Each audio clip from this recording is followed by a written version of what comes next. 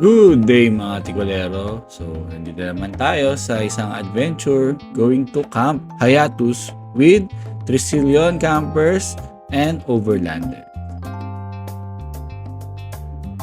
At approaching tayo sa the usual meetup place namin sa Shell Pugon Marcos Highway.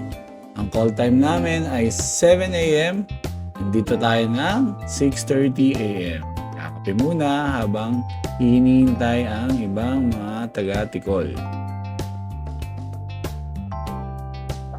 At syempre, hindi mawawala ang aking mga boss. Si Rocco. At si Cole.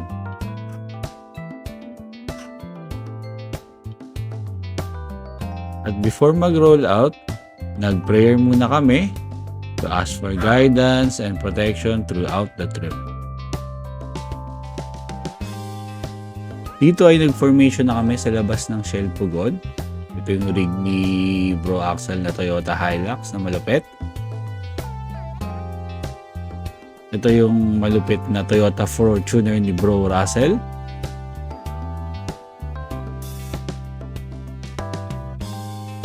Ito naman yung napakaangas na Navara ni Bro Jong.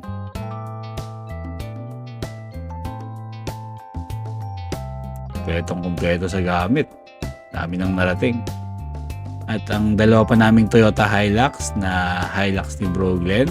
At sa likod naman, last car namin kay Bro Jaja. Na gamit. Bagong-bago ang canopy niya.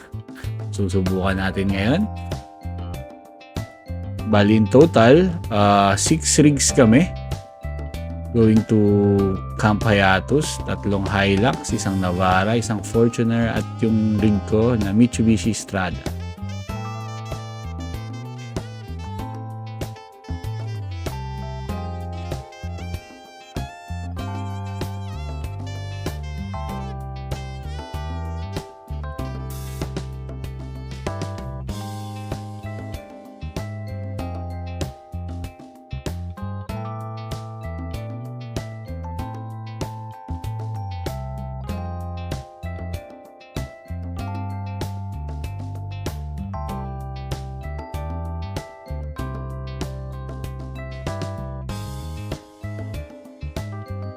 Ayan, pababa na kami sa Santa Ines. So, long time no see. Santa Ines, Tanay. Dito ay tumigil muna kami para sa isang quick break. Saka namili na rin sila ng mga gamit na kailangan. Additional supplies, ice, mga ganun. So, nakita nyo, lulupit talaga ng mga rig ng mga brads. Grabe, dami nang narating ng mga rig na yan. Lalo na yung kay Brad yan, Russell at Brad Jong. Kami narating at nasubukan na talaga. Sana sa next trip namin ay mas marami na kaming makasama pang Brad at Sis at everybody welcome naman kahit hindi Brad at Sis. At syempre, hindi mawawala ang river crossing shot natin. So, panoorin natin yung mga rigs ng mga Brads. Natin kung paano nila tahakin ang ilog papuntang Camp Hayatus. Actually, yung ilog ngayon papuntang Camp Hayatus kahit pa paano medyo mataas ng onte kasi nung past few days medyo maulan sa Manila tsaka dito sa Rizal. Kala ko magtutuloy-tuloy hanggang weekend pero naging blessed naman kami at nabigyan kami ng magandang panahon papunta. Sana magtuloy-tuloy.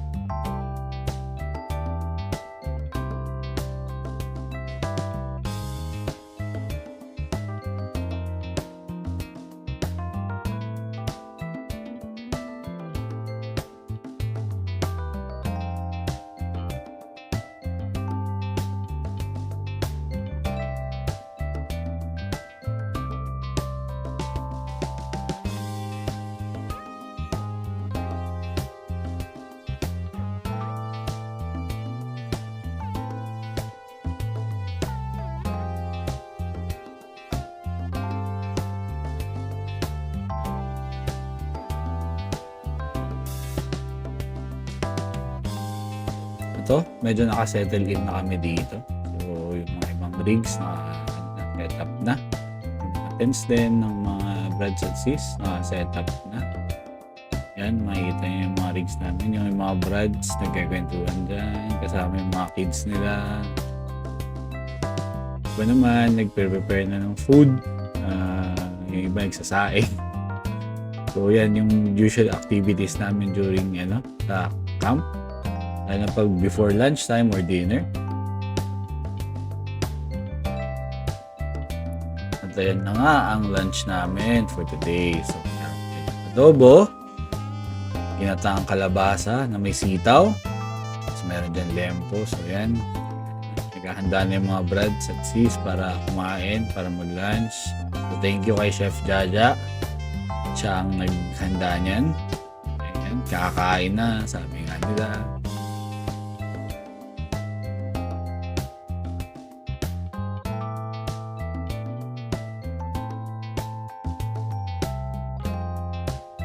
Siyempre, umaraw, umulan, bumagyo, bumaha. Hindi mapipigilan uminom ang mga brads. Siyempre, ang mga boss ko, safely intact sa aking upuan tsaka sa awning. Siyempre, bawal sila mabasa. Baka magkasakit. At ayan na, dinner time. Wala namin ginawa kundi minom, kumain. Usually, yan lang naman ginagawa namin sa campsite. Meron yan, natutulog, nagpapahinga, nag-chill. So, yan. So, ang aming buhay sa campsite, tamang unwind, tamang kain, and tamang kwentuhan. Yan, maulan man nung kahapon. Pinayaan naman kami ng magandang weather nung morning. So yan, nagpapatuyo ng gamit yung iba. At dito nagtatapos ang ating video. I hope nag-enjoy kayo. And lahat ng mga nakasama namin, hope nag-enjoy din sila. Thank you! Thank you ko sa Kampayatos at kay Boss Ryan Aranya sa pag-welcome sa amin sa campsite nila.